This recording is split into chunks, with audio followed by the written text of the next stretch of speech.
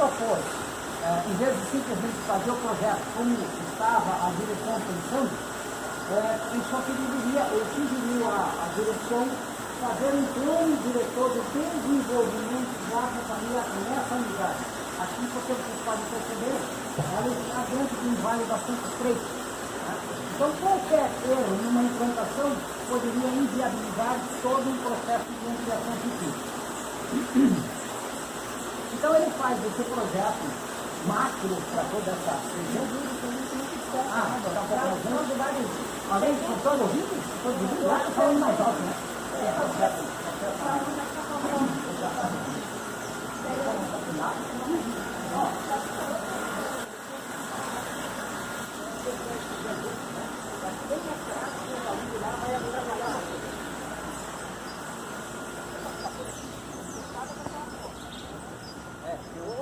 De falar bastante, então aí já viu. Né? Bom, que é mais cansado assim. Claro, sempre, fiquem à vontade, sintam-se em casa, né?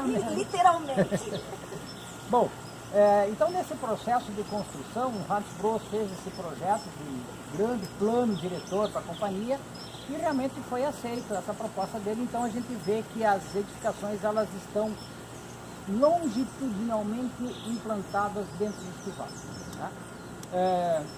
No processo de construção dessas primeiras edificações, existia uma maquete lindíssima na companhia que mostrava esse edifício que era para ser uma sede administrativa, social, e havia também uma proposta de, na ponta dele, ter um outro prédio no sentido transversal que faria a união entre os dois morros, né? Como se fosse um grande T, e todos eles com jardim na cobertura. A foto que abre o livro é o Bros olhando para a maquete. Então, de alguma forma, vocês vão conhecer a maquete, ela está preservada, não fisicamente, mas a primeira foto do livro que hoje nós vamos conhecer é ele olhando, assim, debruçado, estudando a maquete. Eu, se não me engano, inclusive tem uma maquete, uma foto colorida da maquete lá. Essa é a colorida. Bom, sim. Bom, aí acho que talvez a O dono desse terreno era um madeireiro, um serralheiro, estou remetendo aos 1900. Depois que a companhia chegou, a família chegou, se instalou onde é hoje o Shopping H, na rua 15 de novembro, era uma casinha, um casebre, moraram nos primeiros anos. Mas em 1880, Blumenau sofre aquela pior enchente da época, né? Eles ficam muito desanimados. Eu acho que até hoje remetem a 17 metros de altura o rio. E aí eles começam a pesquisar, e muito o Bruno, o segundo peixinho, aquele mais ligado ao meio ambiente, uma altitude onde em Blumenau, com 18 metros de rio, não subiria mais água. Eles encontram aqui, em outros lugares, Água Verde, na Velha, onde a companhia foi nos 100 anos seguintes, né, se estabelecendo, sempre altitudes acima dos 18 metros. Então tiveram essa percepção lá. Quando vieram para cá, compraram esse terreno muito pequeno. Lá dentro do museu temos a primeira foto da primeira casinha, onde a fábrica e a família funcionavam junto. O dono era um serralheiro, um madeireiro, que explorava, vendia, obviamente, madeira, carvão. E esses morros eram peladões, assim, um peladão de um morro com toda a madeira já retirada. O Bruno, ele teve o cuidado de, ao longo da sua vida, ir reflorestando e replantando para reconstituir o máximo de exatidão possível uma mata nativa local, não com uma única espécie, né? Tanto que uma das espécies aqui recebeu o nome científico, os Heringos deram um nome, né, a uma espécie que está aqui hoje nessa mata. Recentemente nós tivemos um colaborador que na sua tese de mestrado foi fazer uma análise dessa mata para ver a questão do sequestro de carbono, e ele analisou 1000 por 1000 metros, 100 por 100, né, que dá 1000 metros quadrados. E trouxe para a gente um relatório do que tem aqui de espécies em extinção, de canelas, perobas, angelinas, que estão aí com uma vida linda, né? Que tem uma lá que não sei quantos homens não conseguem abraçar o tronco da árvore, estão preservadas. Muito pela visão do Bruno, que logo que chegou aqui em 1893, alguns anos depois de terem começado a sua história, já teve esse cuidado desse replantio. Então pegaram uma situação, né, não como está hoje, são 300 hectares, basicamente, dessa mata ao redor aqui, como um pulmão verde no centro da cidade, né?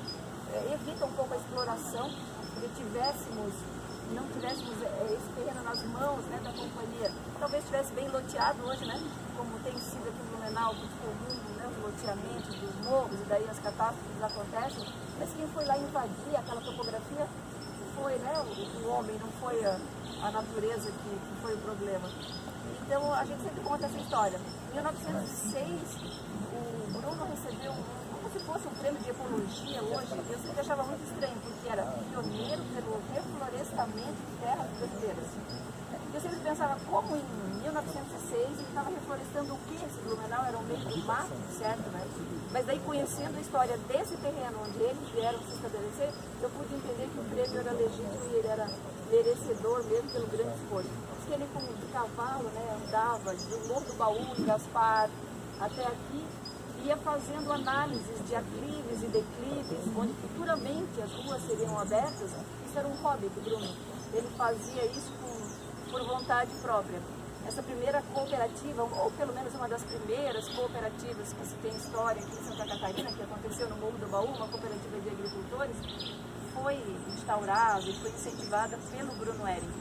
Os dois irmãos, que são os dois fundadores, o Bruno se dedicou a isso, a esse olhar para o social, para o ambiental, para o cooperativismo, e o Hermann sempre foi o mais à frente, né, de trazer a inspiração para o negócio, o crescimento. A gente fala assim, um foi o business e o outro foi o homem, né, do ambiental, do social. Por isso, acho que eles fizeram uma dupla muito boa, né? Uma dupla que nem sempre dois sócios, dois irmãos, família, né? Nem sempre dá tão certo.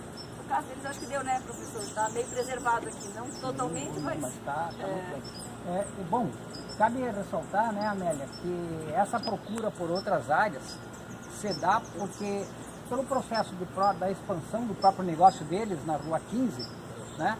Mas porque aquela unidade que eles tinham na 15 pegou cheia naquela época. Praticamente eles perderam o que eles tinham ali no centro da cidade, né?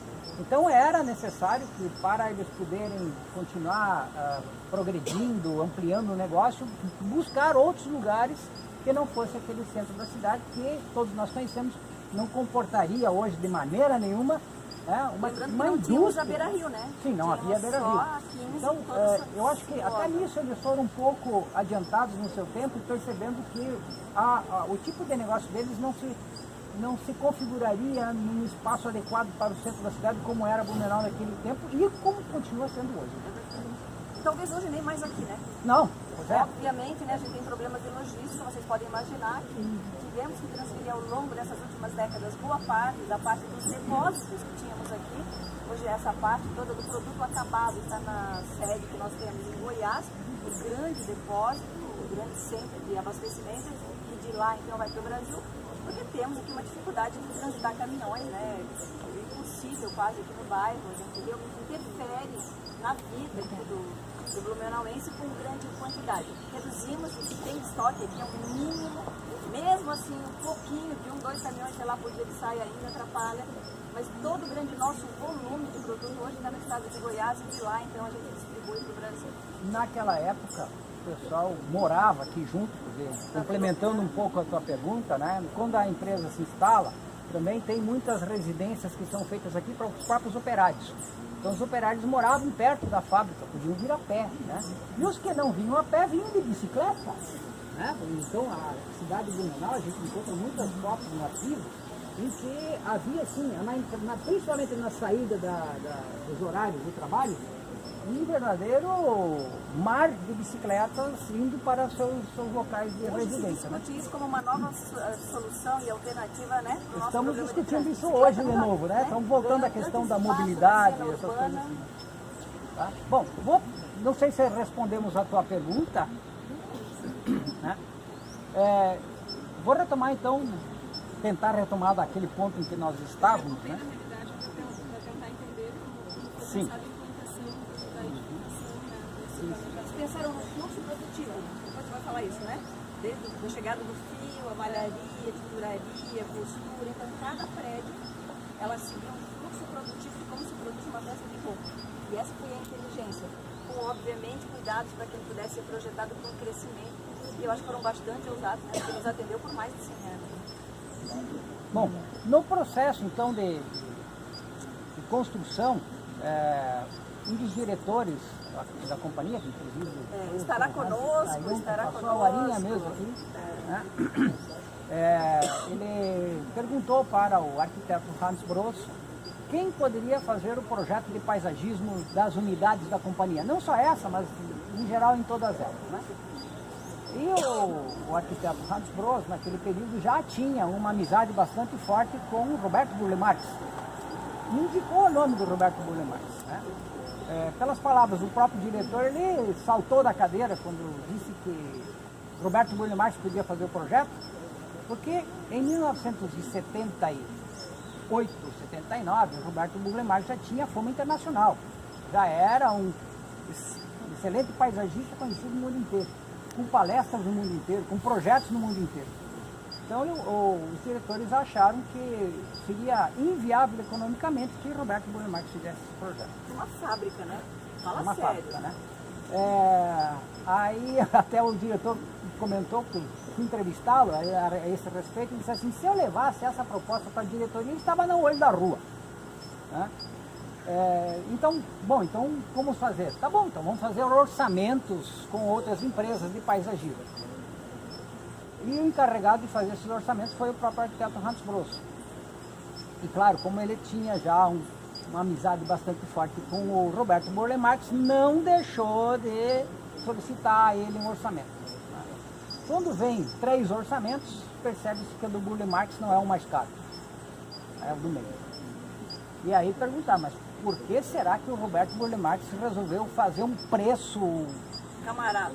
Vamos dizer assim, camarada, para fazer o projeto? Eu acho que tem muita relação com a amizade com o próprio Hans Bross. Mas aí, questionado por que razões o preço, se realmente ele estava correto ou havia algum equívoco nesses valores, ele disse, não, são esses valores mesmo. Porque é a primeira vez no Brasil que eu vejo que uma indústria tem interesse em fazer excelente arquitetura. Em se fazendo excelente arquitetura, eu quero fazer o projeto.